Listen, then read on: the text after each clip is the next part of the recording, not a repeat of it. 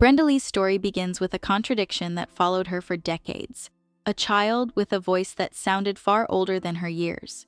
When she first appeared on American radios and television screens, listeners were often surprised to learn how young she actually was. Her singing carried weight, control, and emotion that many adults struggled to reach. Audiences did not just hear talent, they heard experience, even though she had barely entered her teenage years. The nickname Little Miss Dynamite captured the power of her performances, yet it also hinted at the pressure placed upon her small shoulders. Success came quickly, and with it came expectations that rarely slowed down. While other children were discovering hobbies and friendships, Brenda was learning studio routines, microphones, and schedules. Her early fame was dazzling, but it also meant growing up in public, where applause was loud and pauses were rare. Childhood, shaped by hard realities. Before fame, Brenda Lee's early years were marked by modest living conditions and constant movement. Born Brenda Mae Tarpley in Atlanta, Georgia, she grew up in a working-class household where stability depended on whatever work was available at the time. Homes were often temporary and comfort was limited, yet music became a steady presence. A small battery-powered radio offered a window into a wider world filled with melodies and voices that inspired her imagination. Singing was not initially a dream of stardom. It was a natural form of expression that brightened difficult days. Church gatherings provided her first consistent audience, where her voice rose in simple sincerity rather than performance ambition. These early experiences shaped her musical identity. She learned to sing with honesty instead of display, and that sincerity later became one of her most recognizable qualities, allowing listeners to feel personally connected to every note she delivered. The first steps toward recognition. Brenda's journey into professional singing did not begin with grand auditions or elaborate stages. It started in small community spaces, local contests, and neighborhood events where her voice quickly drew attention. Winning early competitions opened doors to radio appearances, and what once felt like occasional fun gradually became routine. These opportunities introduced her to discipline at an age when most children were still discovering their interests. Microphones were adjusted to reach her height, and adults began to view her voice as something extraordinary. When her father passed away during her childhood, music became even more central, providing both emotional focus and practical support for the family. Appearances on regional television programs followed, and the young singer grew increasingly comfortable in front of cameras.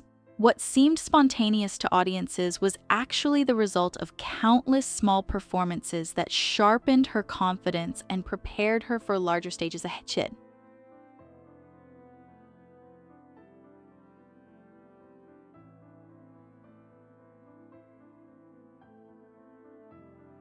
Recording world, signing a recording contract as a young teenager marked a significant turning point. The studio environment differed from live performance. It required precision, patience, and repeated takes until perfection was reached. Early singles did not immediately climb the charts, but they served an important purpose by introducing her voice to a national audience. The music industry struggled at first to categorize her style. She blended elements of country, pop, and rockabilly in a way that felt new and difficult to label. Instead of discouraging her, this uncertainty highlighted how unique her sound truly was. When songs finally began crossing genre boundaries and gaining radio traction, it became clear that Brenda Lee was not a novelty act, but a genuine artist. The nickname Little Miss Dynamite spread rapidly, celebrating her vocal strength while quietly increasing expectations that each new release would surpass the last. A remarkable run of success. The early 1960s brought an extraordinary series of hits that established Brenda Lee as one of the most recognizable female voices of her era. Song after song climbed the charts, each revealing a different shade of emotion. Her singing style balanced intensity with restraint, allowing listeners to feel depth without theatrical excess. Unlike many performers who relied on loudness or spectacle, Brenda often created intimacy, as if she were singing directly to each person alone.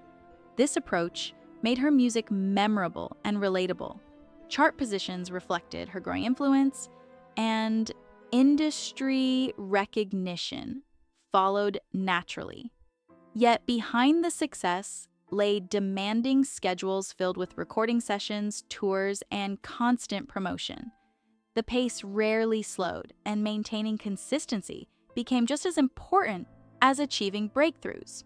While audiences celebrated the streak of hits, Brenda quietly learned the importance of endurance, realizing that longevity required emotional control as much as vocal talent.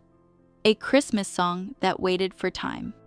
Among her many recordings, one holiday song quietly entered the world without immediate fanfare. When it was first released, it sold modestly and seemed like a minor addition to her catalog rather than a defining moment. The cheerful melody did not carry the dramatic intensity associated with her bigger hits, and for a while, it passed through seasons almost unnoticed. Yet music has a unique relationship with time. As years went by, the song returned to radio playlists every December, gradually becoming part of family traditions. Generations grew up hearing it during festive moments, and its familiarity deepened with each passing year. Decades later, digital streaming introduced it to entirely new audiences, eventually lifting it to the top of the charts. What once appeared ordinary transformed into an enduring classic, proving that some songs do not need immediate triumph because their true success unfolds patiently across lifetimes. Finding appreciation beyond home. While the American music scene constantly shifted, Brenda Lee discovered a strong and welcoming audience overseas. In the United Kingdom and across Europe, listeners responded warmly to the emotional texture of her voice. Songs that performed modestly in the United States sometimes flourished abroad, revealing how cultural perspectives influence musical reception.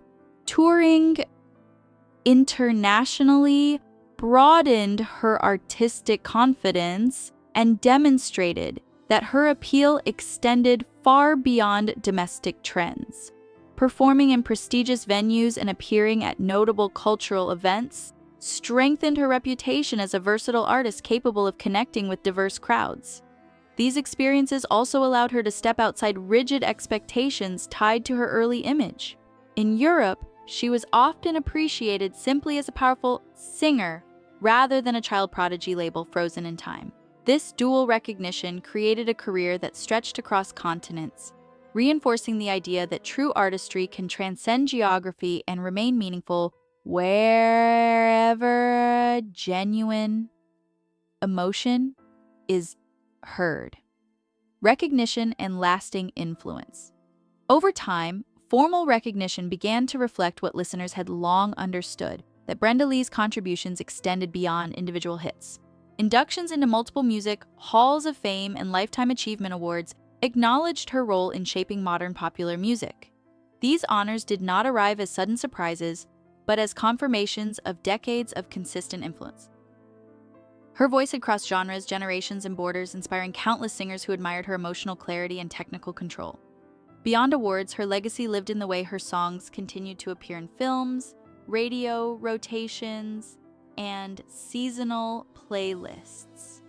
She became not only a performer, but a reference point for expressive singing without exaggeration. The recognition highlighted that her career was never defined by a single era. Instead, it was built on adaptability, professionalism, and an enduring connection with audiences who found comfort and familiarity in her recordings year after year. a quiet legacy that still echoes.